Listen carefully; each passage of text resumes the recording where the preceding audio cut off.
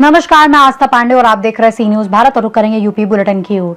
UP bulletin में बात होगी हमीरपुर की, जहां बेतवा नदी पर मोरा कांदर परसानी के बीच हुए पुल हादसे की जांच तेज कर दी गई है। साथ ही बात होगी कौशाम्बी की, जहां घोघपुर गांव में घरेलू विवाद के चलते एक दिल दहला देने वाली घटना सामने आई है। ऐसी तमाम खबरों पर विस्तार से डालेंगे नजर। फतेहपुर में जिला बार एसोसिएशन ने अपनी 2 प्रमुख मांगों को लेकर डीएम को ज्ञापन सौंपते हुए मोर्चा खोल दिया है।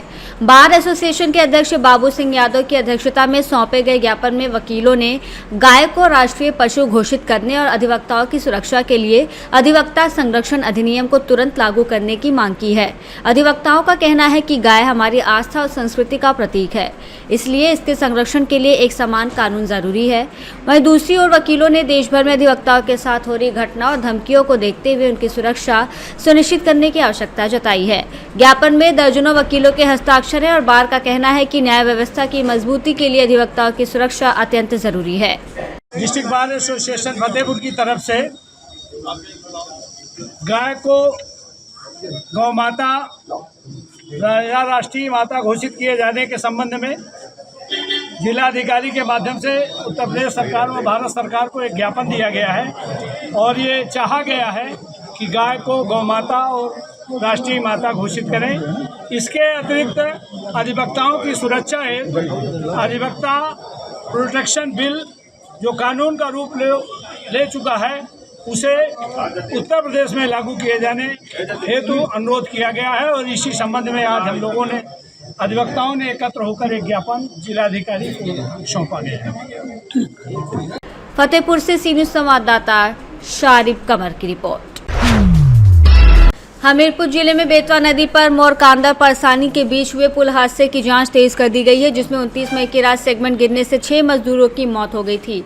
हादसे के कारणों का पता लगाने के लिए लखनऊ से तकनीकी टीम उत्तर प्रदेश राज्य सेतु निगम के संयुक्त प्रबंध निदेशक मिथिलेश कुमार की अध्यक्षता में घटनास्थल पर पहुंची और गिरे हुए सेगमेंट, क्षतिग्रस्त पियर, बाहर निकली सरिया, ध्वस्त स्टील संरचना का बारीकी से निरीक्षण किया। टीम ने निर्माण सामग्री की गुणवत्ता और डिजाइन में संभावित खामियों की जांच करते हुए मौके से सैंपल इकट्ठा किए, जिन्हें लैब में परीक्षण के लिए भेजा जाएगा। अधिकारियों के अनुसार तकनीकी खामियों और हादसे के वास्तविक कारणों की विस्तृत जांच की जा रही है, जिसकी रिपोर्ट शासन को सौंपी जाएगी। जांच रिपोर्ट कब तक शामिल होगी, क्या समय रहेगा उसका? अब देखिए, जांच रिपोर्ट जो आईआईटी को भेजेंगे, जब तक दे दे 3 दिन 4 दिन हफ्ते कोशिश करेंगे कि जल्दी से जल्दी जाए, क्योंकि शासन भी इसमें चाहता है कि जल्दी से रिपोर्ट मिल जाए। शासन की भी मंशा है सारी बातें सामने। तो देश का ये बहुत बड़ा हादसा है जो पुल गिरा है। जी जी। इसके लिए ऐसी मतलब कमेटी के लिए लगातार इसके लिए कहा जाता है कि अच्छी सामग्री का इस्तेमाल करें, ऐसा करें, बहुत देखी जा रही है सामग्री। तो देखिए ऐसा है, आप देख रहे हैं आगे पीछे भी हो रखे हैं। हाँ। ठीक है, इसमें मात्र ये रह गया था, अगर ये स्ट्रेस हो गया होता तो नहीं गिरता। वही आधे का प्रेशर उधर जो देख मैंने वो पड़े हैं सेगमेंट सब खास करके, वो डिस्टर्ब नहीं हुए।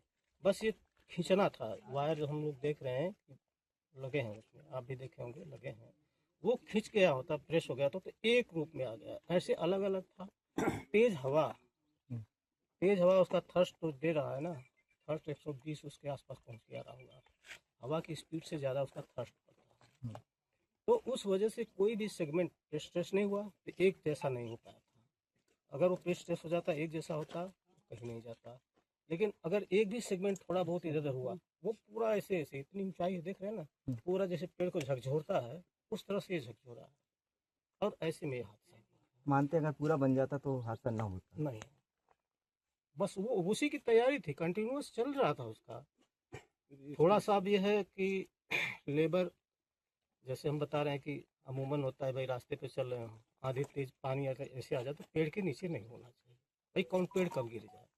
तो ये तो उसमें था, यहाँ से सब हट गए होते। अब लेबरों को भी नहीं नॉलेज रहा होगा कि हाँ ऐसा हो सकता है, हट जाना चाहिए था। हमीरपुर से सी न्यूज संवाददाता ब्रजेश कुमार बादल की रिपोर्ट।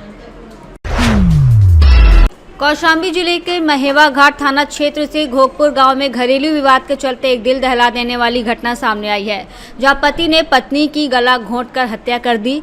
वारदात के बाद आरोपी मौके से फरार हो गया। सूचना मिलने पर पुलिस ने घटनास्थल पर पहुंचकर शव को कब्जे में लिया और जांच शुरू कर दी है। मामले की गंभीरता को देखते हुए एसपी ने आरोपी की गिरफ्तारी के लिए विशेष टीमें गठित की हैं और पुलिस उसकी तलाश में जुटी है।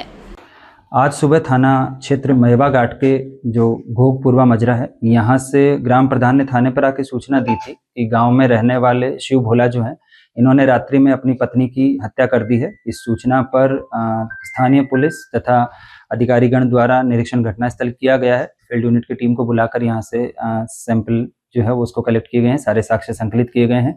पुलिस द्वारा परिजनों से तथा आसपास में जो पड़ोसी हैं इन सभी से बातचीत की गई है।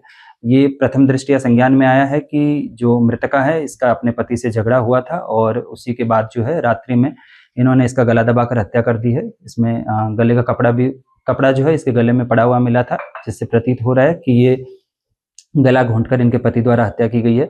पुलिस द्वारा पंचायतनामा और पोस्टमार्टम की कार्रवाई की जा रही है तथा परिजनों द्वारा दी गई तहरीर के आधार पर सुसंगत धाराओं में मुकदमा पंजीकृत करते हुए इसमें अभियुक्त की गिरफ्तारी के लिए 3 टीमों का गठन किया गया है।